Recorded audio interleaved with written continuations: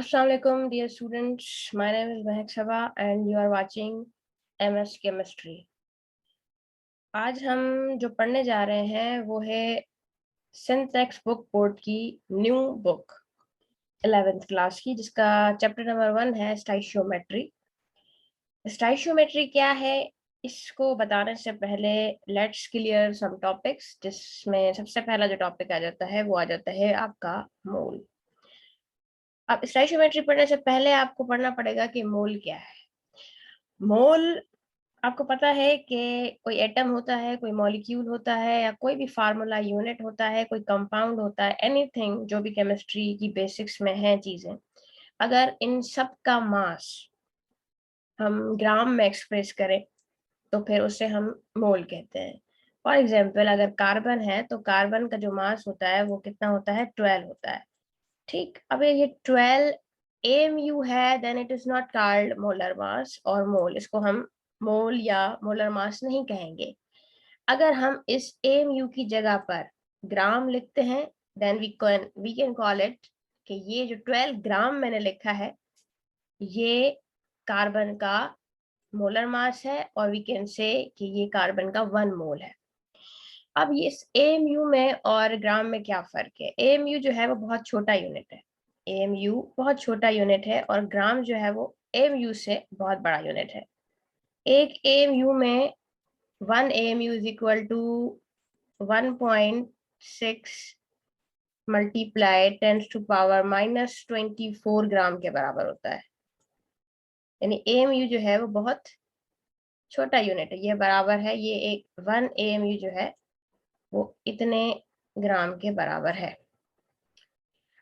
अब हम जब बात कर रहे हैं कार्बन के मास की, तो कार्बन के दो तरह के मास हैं, एक क्या है 12 AMU और एक क्या है 12 ग्राम।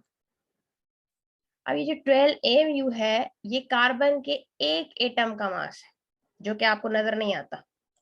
कार्बन के एक एटम का मास क्या है, 12 AMU, जो कि आपको नजर नहीं आता। लेकिन 12 ग्राम कार्बन का हमें नजर आ सकता है, हम उसको अपने हाथ में भी ले सकते हैं। तो फिर क्या जो आप अपने हाथ में ले सकते हो 12 ग्राम कार्बन, क्या उसमें भी एक ही एटम है? नहीं, उसमें कितने एटम्स हैं? उसमें एवोगैड्रो नंबर है, यानी उसके अंदर 12 ग्राम अगर हम बात करेंगे, जिसको हम 1 मोल कह रहे हैं, उसके अंदर एक एटम नहीं है, उसके अंदर एटम्स होते हैं 6.02 मल्टीप्लाई 10⁻23। 12 ग्राम के अंदर इतने एटम्स होते हैं। ये टॉपिक है आपका नेक्स्ट। तो मैं आपको फर्क बता रही हूँ AMU और ग्राम के बीच में, कि जो 12 AMU है वो एक एटम का मास है, कार्बन के एक एटम का, और 12 ग्राम जो है वो कार्बन के एक एटम का मास नहीं है, बल्कि 12 ग्राम में 6.02 मल्टीप्लाई 10⁻23 एटम्स आते हैं, जो कि बहुत ज्यादा है नंबर में। ठीक, अब यहाँ तो हमने कार्बन की बात की, अगर हम 1 मोल ऑफ ऑक्सीजन की बात करेंगे तो उसका मास हो जाएगा 16 ग्राम, और अगर 1 मोल ऑफ ऑक्सीजन मॉलिक्यूल की बात करेंगे तो वो हो जाएगा 32 ग्राम, क्योंकि ये जो O है इसका, ये एक एटॉमिक ऑक्सीजन है, और जो O2 होता है वो मॉलिक्यूलर ऑक्सीजन है, तो इसका मास जो है वो 16 ग्राम होता है, और इसका मास 32 ग्राम होगा। अब 32 ग्राम ऑफ ऑक्सीजन मॉलिक्यूल, अब ये बराबर होगा किसके, 1 मोल के बराबर होगा, और ये 16 ग्राम ऑफ ऑक्सीजन एटम जो है ये भी 1 मोल के बराबर होगा। अब अगर हम एक और बात करते हैं कि अगर 32 gram of oxygen atom, for example अगर हम यहाँ पर 32 ग्राम ले लेते हैं ऑक्सीजन एटम के, 32 ग्राम ऑफ ऑक्सीजन एटम, तो फिर ये कितने मोल के बराबर होगा? ये बराबर होगा 2 मोल के। ये 2 मोल के बराबर क्यों होगा? क्योंकि आपने ऑक्सीजन का मास डबल कर लिया है, तो जब आपने ऑक्सीजन का मास डबल कर लिया है तो मोल भी क्या हो जाएंगे, डबल हो जाएंगे। अगर कार्बन के 2 मोल्स की बात करेंगे तो उसके अंदर कितने आ जाएंगे ग्राम्स, 24 ग्राम्स आ जाएंगे।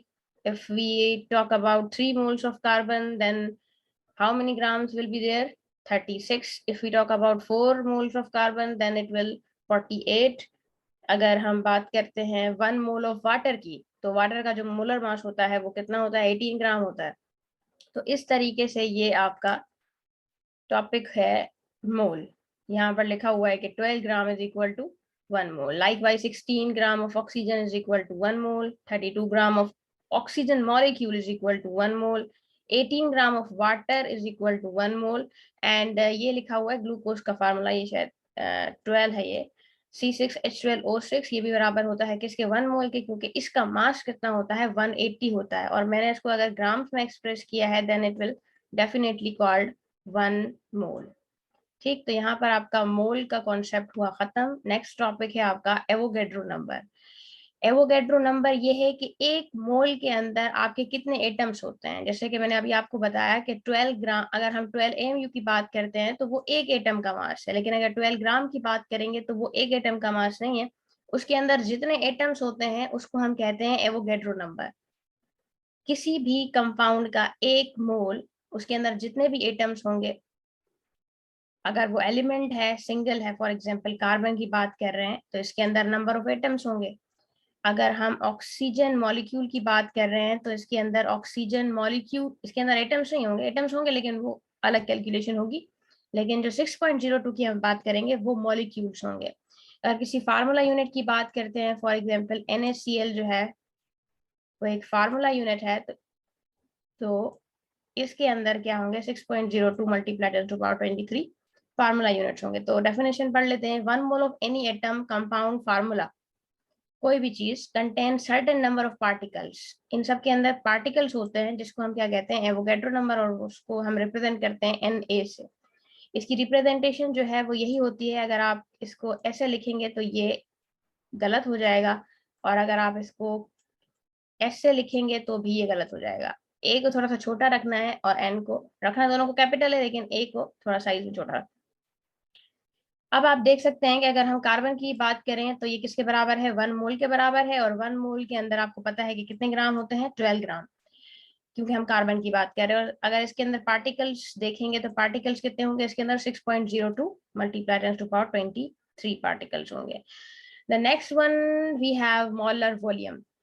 मोलर वॉल्यूम क्या है, मोलर वॉल्यूम भी इसी तरीके से है कि वॉल्यूम कितना होगा 1 मोल के अंदर, क्योंकि हम बात कर रहे हैं सिर्फ इस वक्त मोल की, यानी मोल के अंदर पार्टिकल्स कितने होंगे, मोल के अंदर मास कितना होगा, और मोल के अंदर वॉल्यूम कितना होगा। तो याद रखिएगा, मोल के अंदर पार्टिकल्स भी सेम होते हैं और मोल का वॉल्यूम भी सेम होता है, लेकिन मोल का जो मास है, यानी अगर हम 1 मोल ऑफ कार्बन की बात करेंगे तो वो 12 है, 1 मोल ऑफ ऑक्सीजन की बात करेंगे तो वो 16 है। यानी मास डिफर करता है atom to atom, compound to compound, लेकिन नंबर ऑफ पार्टिकल्स डिफर नहीं करते। 1 मोल चाहे आप किसी का भी लेकर आ जाए, उसके अंदर पार्टिकल्स वही होंगे जो हमने अभी ऊपर डिस्कस किया है, 6.02 मल्टीप्लाई 10⁻23। इसी तरीके से 1 मोल के अंदर जो वॉल्यूम होता है वो 22.4 डेसीमीटर क्यूब होता है, चाहे आप किसी का भी 1 मोल लेकर आ जाए, चाहे आप वाटर का ले आए, चाहे आप ऑक्सीजन गैस का ले आए, चाहे आप एटॉमिक ऑक्सीजन का ले आए, उसका जो वॉल्यूम होगा ये वही होगा 22.4। तो हमारे पास चार चीजें हैं,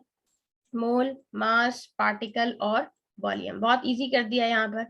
अगर हम 1 मोल ऑफ कार्बन की बात करेंगे तो उसका मास देखें 12 ग्राम है, और पार्टिकल्स इसके अंदर कितने हैं, 6.02 मल्टीप्लाई 10⁻23, और इसका वॉल्यूम कितना है 22.4। अगर हम इस कार्बन की जगह पर ऑक्सीजन की बात करें तो फर्क सिर्फ ये आएगा कि इसका मास चेंज हो जाएगा, बाकी सारी चीजें क्या रहेंगी, सेम रहेंगी। वाटर की बात करेंगे तो यहाँ पर क्या हो जाएगा, 18 हो जाएगा। अगर हम वाटर की बात करेंगे तो मास क्या हो जाएगा, 18 ग्राम हो जाएगा, बाकी सारी चीजें क्या रहेंगी, बिल्कुल सेम रहेंगी।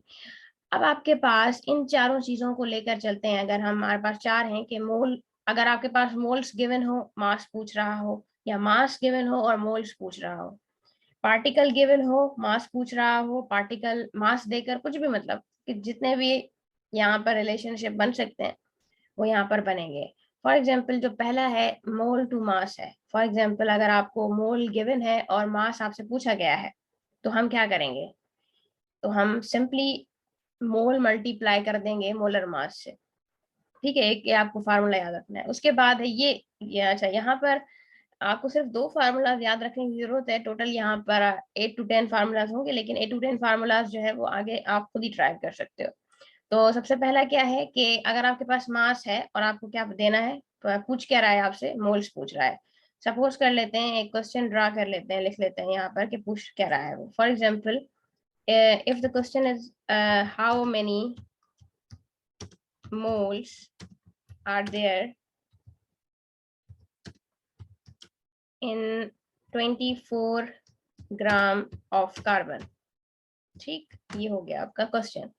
अब है क्या कि अगर ये क्वेश्चन पूछ रहा है, यानी आप देखें कि ये इस वाला रिलेशन से पूछ रहा है, ठीक है। तो यहाँ पर आपको क्या दिए हुए हैं, इसने मास दिया हुआ है और क्या पूछ रहा है, मोल पूछ रहा है। तो यही है कि मास गिवन होगा और मोल जो है वो आपसे पूछेगा। तो सिंपल हम क्या करेंगे, गिवन मास को डिवाइड कर देंगे मोलर मास से। अब गिवन मास कितना है आपके पास, 24 ग्राम है, तो सिंपली 24 ग्राम को मोलर मास से डिवाइड कर देंगे। और मोलर मास किसका लेंगे, जिसका वो पूछ रहा है, यानी कार्बन का। तो सिंपल आप क्या करेंगे, 24 को डिवाइड कर देंगे, मोलर मास कितना है कार्बन का, 12 है। तो आपके पास शॉर्ट राइटिंग 12 है, तो आंसर क्या आ जाएगा आपके पास, 2 मोल्स आ जाएगा। यानी 24 ग्राम में कितने मोल्स होते हैं, 2 मोल्स होते हैं। ठीक इसी तरीके से अगर आपसे पूछ लेता है कि हाउ मेनी ग्राम्स, अगर यहाँ पर इस वाले क्वेश्चन की बात करेंगे तो यहाँ पर क्या दे रहा है, यहाँ पर आपको मोल देगा और क्या पूछ लेगा, मास। तो एक सवाल यहाँ पर भी कर लेते हैं हम। अगर पूछ लेता है कि how many grams are there in 3 moles of magnesium. For example अगर ये हमारे पास क्वेश्चन है कि how many grams are there in 3 moles of magnesium. अब यहाँ पर देख सकते हैं कि यहाँ पर आपसे क्या पूछा है, हाउ मेनी ग्राम्स, यानी मास पूछा है आपसे, मास आस्क्ड। ठीक, और गिवन क्या है आपके पास, मोल्स गिवन है। तो ये वाला फार्मूला लगेगा, mass is equal to mole multiply by molar mass. अब ये फार्मूला कहाँ से आया है, ये फार्मूला इसी फार्मूला से ड्राइव हुआ है। यहाँ पर आपसे देखिए मोल पूछ रहा था और मास को आपने डिवाइड कर दिया मोलर मास से। अब यहाँ पर आपसे मास पूछ रहा है, तो ये मोलर मास यहाँ क्या हो रहा है, डिवाइड हो रहा है। इस साइड जाकर क्या हो जाएगा, मल्टीप्लाई। तो फार्मूला बन जाएगा इस मास का, और ये मोल से जो है ये जो चीज है ये यहाँ चली जाएगी और मोल से जाकर क्या हो जाएगी, मल्टीप्लाई हो जाएगी यहाँ पर। तो सिंपली फार्मूला जो है वो ये बन जाएगा, mass is equal to mole multiply by molar mass. ठीक इसी तरीके से अब ये आपको फार्मूला याद रखना होगा, एक ये वाला, mole is equal to given mass divided by molar mass. तो ये वाला फार्मूला आप खुद ही इसी से ड्राइव कर सकते हो। फिर है आपके पास कि आपको अगर मोल गिवन है और पार्टिकल्स पूछ रहा है, तो ये भी फार्मूला आपको याद रखना पड़ेगा कि सिंपली आपको क्या करना है, मोल को मल्टीप्लाई कर देना है Na से। Na क्या है, एवोगैड्रो नंबर, जिसकी वैल्यू है 6.02 मल्टीप्लाई 10⁻23। उसके बाद अगर आपसे पूछ रहा है, पार्टिकल आपको दे रहा है और मोल पूछ रहा है, तो इसी फार्मूला से वाला फार्मूला ड्राइव होगा कि अगर आपसे मोल पूछ रहा है तो सिंपली आप इस Na को यहाँ जाकर क्या करवा देंगे, मल्टीप्लाई करवा देंगे। क्योंकि जो चीज आपको मालूम करनी होती है, we have to separate it, और जो भी उसके साथ होता है उसको हम दूसरी साइड पर ले जाते हैं। तो ये Na जो है वो पार्टिकल के साथ जाकर क्या हो जाएगा, डिवाइड हो जाएगा। और सिंपली अगर आपसे पार्टिकल गिवन है आपको और मोल पूछ रहा है, तो सिंपल जो पार्टिकल आपको गिवन है वो यहाँ पुट करेंगे और इसको डिवाइड कर देंगे 6.02 मल्टीप्लाई 10⁻23 से। ठीक, उसके बाद जो तीसरा है उसमें आपसे मास और पार्टिकल का रिलेशनशिप बता रहा है, जिसमें आपके पास मास क्या होगा, गिवन होगा, और पार्टिकल आपको पूछेगा। अब आपको पता है कि यही जो फार्मूला हमने लगाया था, यहाँ पर पार्टिकल इज इक्वल टू, यहाँ पर अच्छा ये दोनों जो है वो एक दूसरे से रिलेटेड है। यहाँ पर क्या है, मोल दे रहा है और पार्टिकल पूछ रहा है, और यहाँ पर क्या है, मास दे रहा है और पार्टिकल पूछ रहा है। तो सिंपली हम क्या करेंगे कि ये जो मोल है, आपको पता है कि मोल किसके बराबर है, मास डिवाइडेड बाय मोलर मास। तो सिंपली यहाँ पर हम इस मोल की जगह पर हमने क्या कर दिया है, मास डिवाइडेड बाय मोलर मास लगा दिया है, जो कि सबसे पहला फार्मूला हमने याद किया था, ये वाला, mole is equal to given mass divided by molar mass. तो मोल की जगह पर हमने क्या लगा दिया, मास इंटू मोलर मास, क्योंकि यहाँ पर मास की बात हो रही थी, मोल की बात नहीं हो रही थी। तो हमने मोल को रिप्लेस कर दिया जस्ट उसके फार्मूला से, that is mass divided by this m.m for molar mass. और सिंपली ये Na के वैसा का वैसा ही है।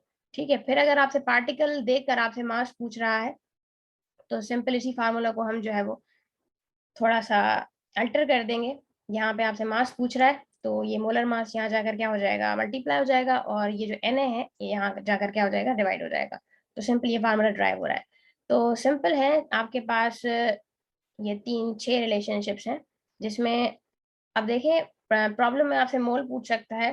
तो आप देखेंगे कि मोल अगर पूछ रहा है तो वो दे क्या रहा है, अगर मास दे रहा है तो ये फार्मूला लगाएंगे, अगर पार्टिकल दे रहा है तो ये फार्मूला लगाएंगे। इस तरीके से पार्टिकल अगर पूछ रहा है तो फिर भी देखेंगे पार्टिकल पूछ तो रहा है लेकिन दे क्या रहा है, उसके साथ मोल दे रहा है या मास दे रहा है। तो इजी है बिल्कुल, फार्मूला आपको 2 फार्मूला याद रखने हैं और 2 फार्मूलाज के बाद सारे उसके बाद है मोल एंड वॉल्यूम का। सिंपल है कि अगर आपको मोल गिवन है और वॉल्यूम पूछ रहा है, तो जितने भी मोल आपको गिवन है, फॉर एग्जांपल हमें पता है कि जो 1 मोल है वो बराबर होता है 22.4। 1 मोल जो है वो किसके बराबर है? 22.4 के बराबर है, राइट। तो अगर हम 2 मोल की बात करेंगे तो वो किसके बराबर हो जाएगा? 22.4। सिंपली आप क्या कर दोगे, इसको मल्टीप्लाई कर देंगे। मल्टीप्लाई की साइन नहीं है मेरे पास, मल्टीप्लाई कर देंगे इसको 1